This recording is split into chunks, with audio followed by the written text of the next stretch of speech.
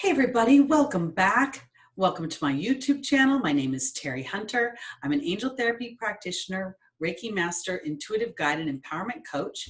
And I'm here Monday, August 17th, 2020 with this week's Pick a Card spread. And how this works is you as the viewer are going to allow your intuition to lead you to which spread is going to be most appropriate for you for the week of August 20th. I'm going to do 3 different spreads. They will be 4 cards each with each one of my decks, and then I'll marry the 2 together to get a clear and definite message. I'll be putting the timestamps below, so you can just click on those and go straight to your reading. So let's just get into card reading number 1. I'm going to shuffle real quick, start with the angel deck. And while I'm shuffling, I'm just going to tell you what the positions represent. The first position represents the foundational aspect, the platform with which you're walking on this week. The second card represents the opportunity and or the obstacle. 1 coin, 2 sides. Every opportunity has an inherent obstacle, and every obstacle has an inherent opportunity. The third card position represents the angel's advice for taking advantage of the opportunity or getting around the obstacle. And the final position is the probable outcome for the week and how it will all play out. So for reading number 1, in the first position, we have the angel Bridget.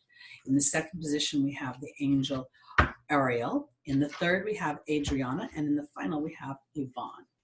Now I'm going to marry my second deck, which is based on Legend of Camelot.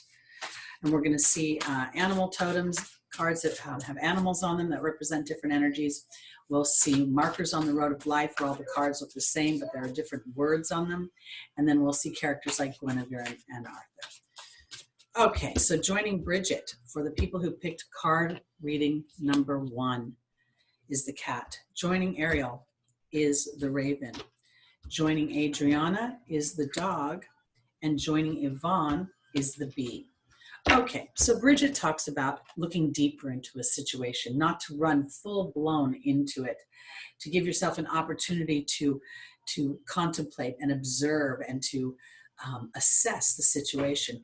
And I think this is, the cat is representing healthy boundaries this week. I feel like for those of you that picked card reading number 1, there is the potential that there is a situation, a scenario, or a relationship that may not be serving you or may not be as pleasant an idea for you, and you need to implement healthy boundaries in the situation because things are going to work out better than you think they are as you implement those healthy boundaries, because in the opportunity or the obstacle is Ariel saying that new psychic and spiritual experiences are changing the way you view yourself and the world. And the raven represents synchronistic events, magic, and coincidences. And there really are no coincidences. Coincidences for me, when you add them up, are spirits, signs, and omens. So I feel like part of this is a matter of looking deeper, having healthy boundaries as to how you're perceiving the situation. We have a new moon in Leo conjunct Mercury this week. And Mercury rules our everyday activities. It rules our thinking process, our speaking process, our writing process. And so as you're thinking about things and you're assessing things and you're looking deeper, allow yourself a little independent thought in addition to healthy boundaries, because things are probably working out better than you realize, and spirit is starting to move things around, because in the third position, the angel's advice is the dog, which represents unconditional love, loyalty, and sincerity. And then Adriana says she's leading you to the answers to your prayers through your thoughts, your dreams, and through those subtle intuitions that come through.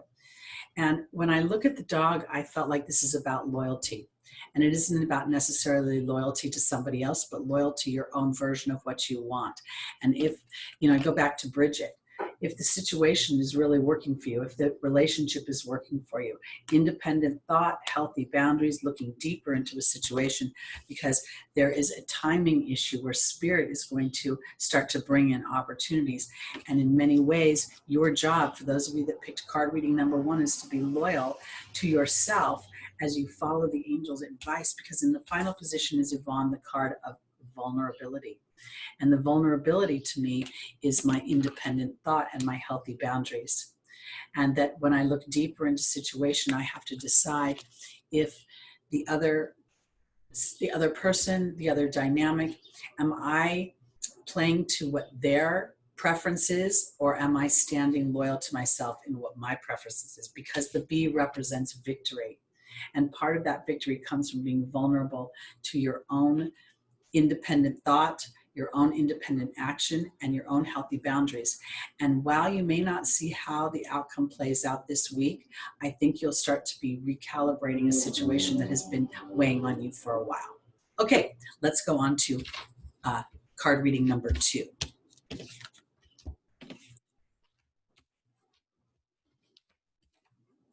Okay, so for those of you that picked card reading number 2, while I shuffle, I'm just going to explain the positions.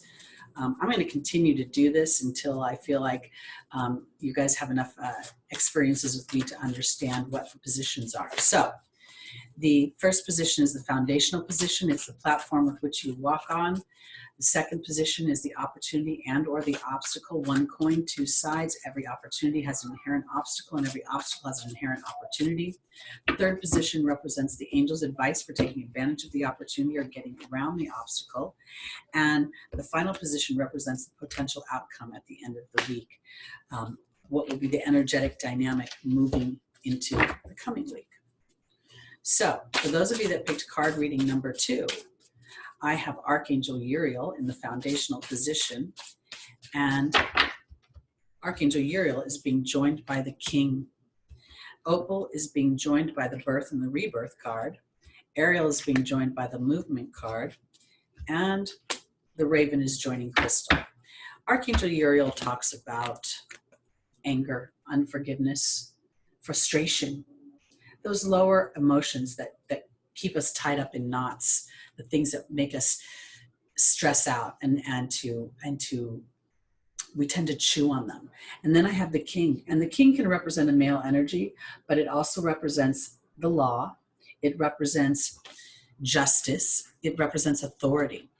And I feel like for those of you that picked card reading number 2, that you may be very angry with authority, with legal system, with our government, with our restrictions, with what's going on in the basic dynamic of 2020. Because when I go into the opportunity, the obstacle, I have Opal, which represents my children being safe on heaven and earth, and then the Birth and the Rebirth card. And I feel like this is really not about children per se, although it could be, but it feels more about birthing the inside of yourself, the interior, what it is that you want. I feel like this unforgiveness or this anger that is about coming to a place where you're ready to reconcile your own agenda. You're ready to be just in your own life. You're ready to look a little bit differently as to, maybe I wouldn't be so angry if I was willing to start again only based on what it is I want to experience. And I say it this way because when I'm talking to such a potentially large group of people rather than one-on-one, the child card always feels like it's a dream baby. And that dream may be to have children, but it's more about the individual and the inner child. So my obstacle is giving birth to a new idea of myself, allowing for a rebirth, because within that is movement. There's the Movement card, and there is Ariel, saying that new psychic and spiritual experiences are changing the way you view yourself and others. And in the final position, we have the Raven, representing magic, coincidence, and synchronistic events. And Crystal says, have faith and hope because there's more on the horizon that you can't see.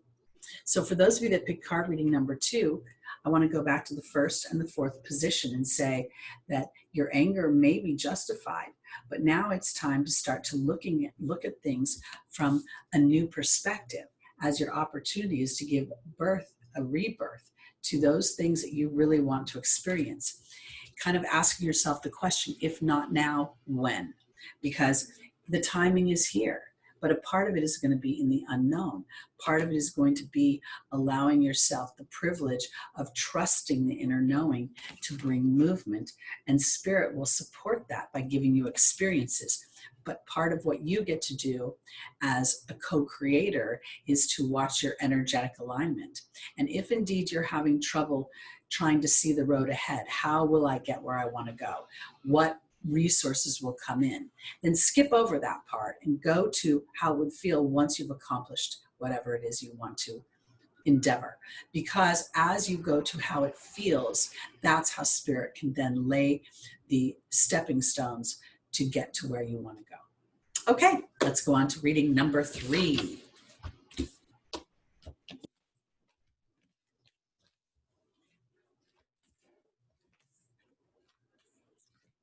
All righty.